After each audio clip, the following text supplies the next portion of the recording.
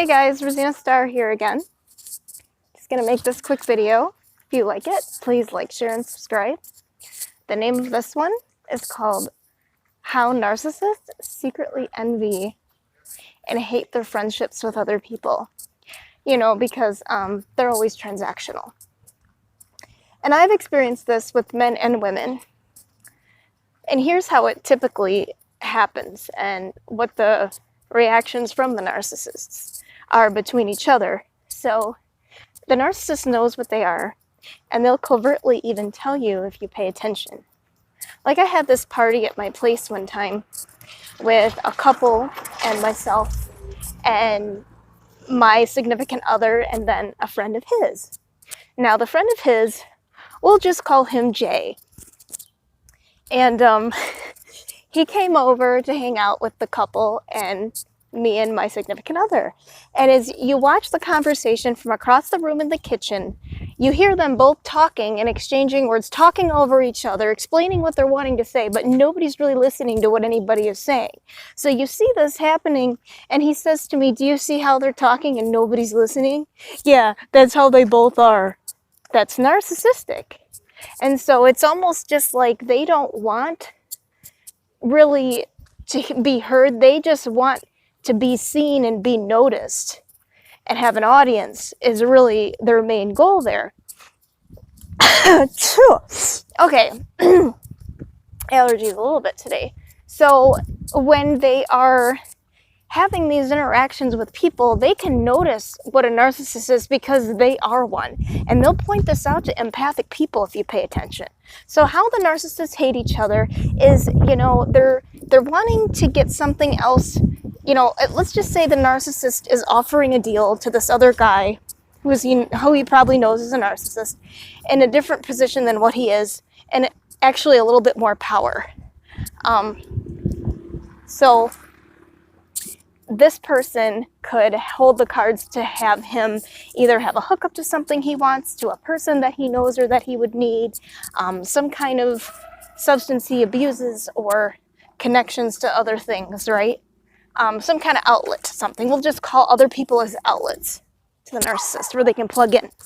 That sounds like a good comparison. So let's just say this guy, you know, does this deal with somebody else the narc necessarily doesn't like, and it's a 3-people situation including himself. He's always going to you know, talk bad about that situation or that specific person in the situation after it happens.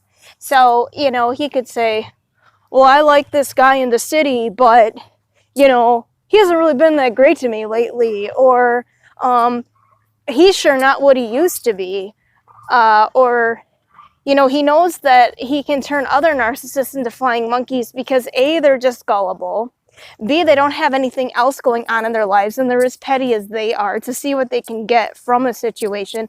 There's always something to be gained, even if it's just information.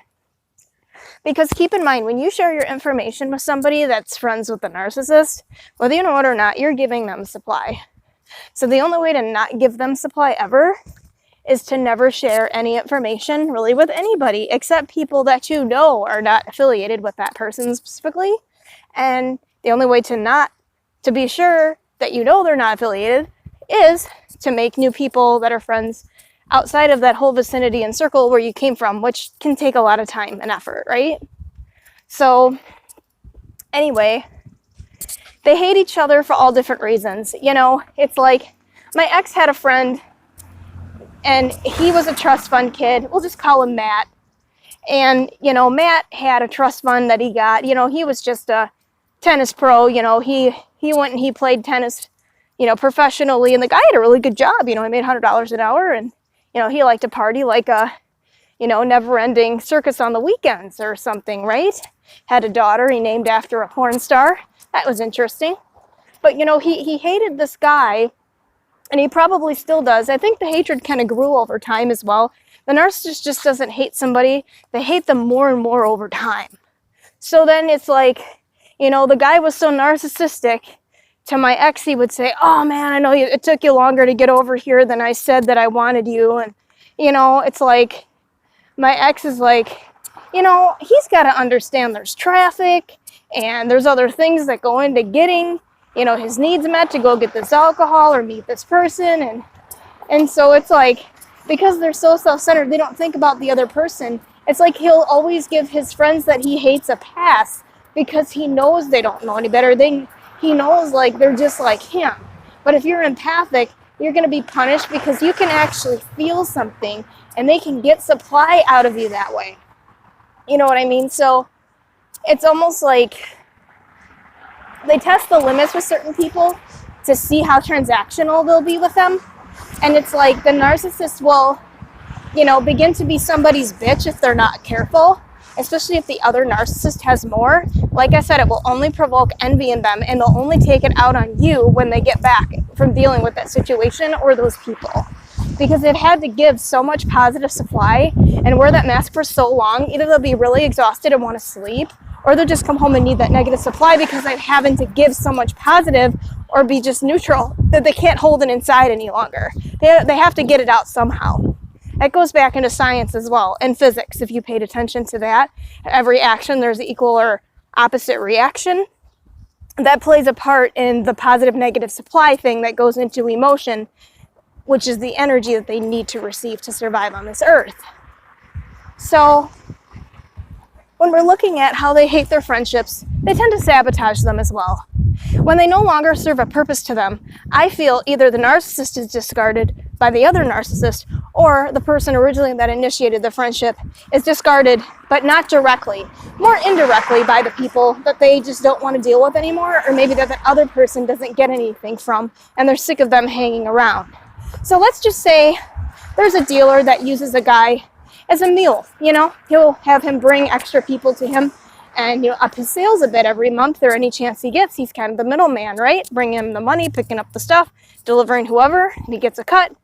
And let's say like he doesn't really do that anymore as much. Well, then the dealer's not really going to have a use for that guy, and he's not new to him. And if he's not going to serve a purpose except for himself to get stuff, then it's really not worth his time.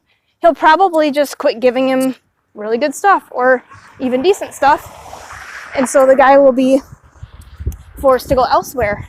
Or, you know, the trust fund kid in that case, let's just say that, you know, he isn't liked by one or more of the other trust fund guy's friends because they're yes men. And let's say the other narcissist isn't because they're jealous of the relationship that the other narcissist has with the yes men and how they are liked better. Then they just actually see themselves out eventually. But in the meantime, they're always making new communications with other people all around, a new supply, and they always have phone numbers of the women usually instead of the guys. If it's a guy narc, they have phone numbers of the female women in their phone, whether they're married or not, and they use those numbers regularly. Don't ask me why. I think it's very strange and very odd. But that's a red flag in itself. If a guy has to get numbers right away of everybody you know and have to be part of their inner circle or try to serve them in some way, whether it's weed, friendship, hanging out, you know, someone to just be around, it's very strange and very, very odd. That shouldn't be happening, especially without you even knowing. Very odd. So just another thing to hang out and pay attention to. And yeah, so all their relationships are based on transactional things, information, supply sources, comparing notes, information. Petty, meaningless drama usually is what surrounds it, and it's like a path to destruction if you get involved with it, and it will take you nowhere to even feed into it. So your best advice and your best bet with all of this is to block everybody that has anything to do with the narcissist. And even old friends that you know, that they've even seen before, you've mentioned their name, they can look them up so easily to know them. If their behavior changes towards you, even in the slightest, and it doesn't feel right, pay attention to that and block them as well. That's your intuition telling you something's not right here. So don't continue on and wait around for this person to get any more information or supply out of you as well.